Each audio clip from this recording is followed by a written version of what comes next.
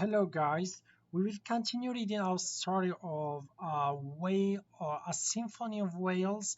We stopped when Glashka told the old ones about her dreams and the sound and the voice she heard, and they figured out that maybe the whales are asking for a different song from the one the icebreaker played.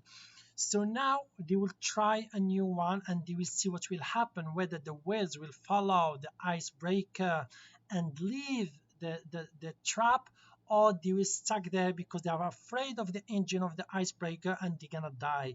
Let's discover. Quickly, Glashka and the old ones radioed the ship. Have you any other music? People music to play for the whales? They asked. The captain said he would see what his crew could find. First, they tried playing rock and roll.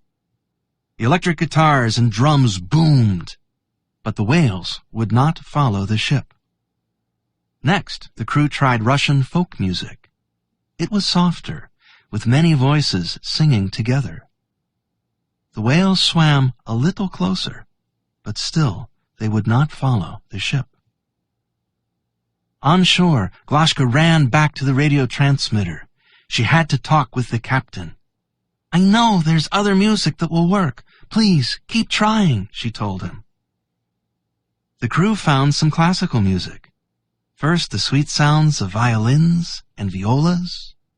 Next, the deeper notes of the cellos. And, deepest of all, the string basses. And way up high, a solo violin. Everyone fell silent as the melody carried over the water. The whales grew quiet too, listening.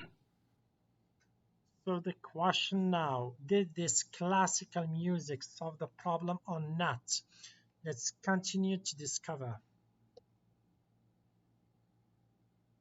A few whales started to sing back to the ship and to each other.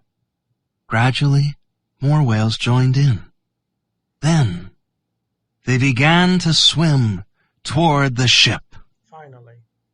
Cautiously, the captain started the huge engines and headed slowly out to sea.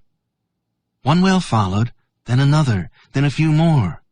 Soon all the whales were following the ship through the narrow channel, past the broken chunks of ice, back to the safety of the open ocean.